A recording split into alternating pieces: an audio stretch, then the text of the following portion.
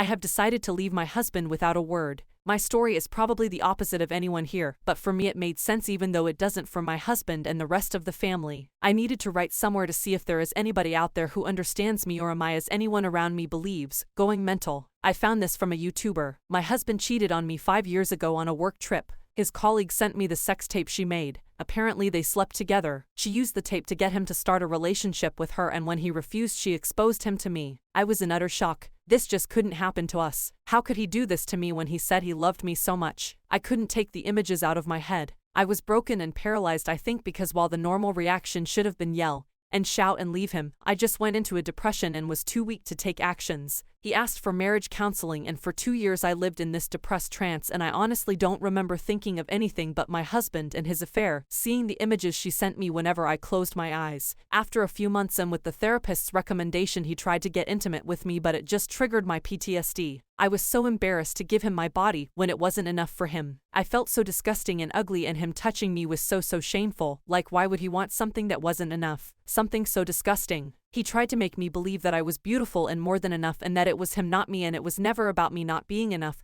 But for me it was all lies and a bunch of gibberish. I knew for a fact I was disgusting, and I had proof: my husband's cheating. After 2 years things were getting brighter. The nightmares and images started fading, and individual and couples therapy did miracles. I started to love myself again, and sometimes it went days without thinking of my husband's affair. We started having sex again after 3 years, and while the image of him with her was always there, I thought that I just had to live with it. Here is where I might be weird. Now, 5 years later, I'm fully happy, feel that I have gained back the control over my life, and I put that whole ordeal behind me. At the same time now, I feel that my marriage is over. My husband is in total disarray. Why now, when we are finally happy again? When I'm back to be my old self and finally is over what he did. I even forgave him, but I don't understand his confusion. For me now, I'm happy and strong again. I feel I want more. From myself, my life, and from the man I share my life with. I couldn't leave when I was too weak to think properly and without bias. I couldn't leave when I didn't have a free will, consumed by grief. Why can't he see that it was a healthy way of thinking, not making decisions while hurting? Am I wrong? I'm 35 now. I want to start a family. I want to start this family with someone who would never have done this to me. Doesn't this make sense?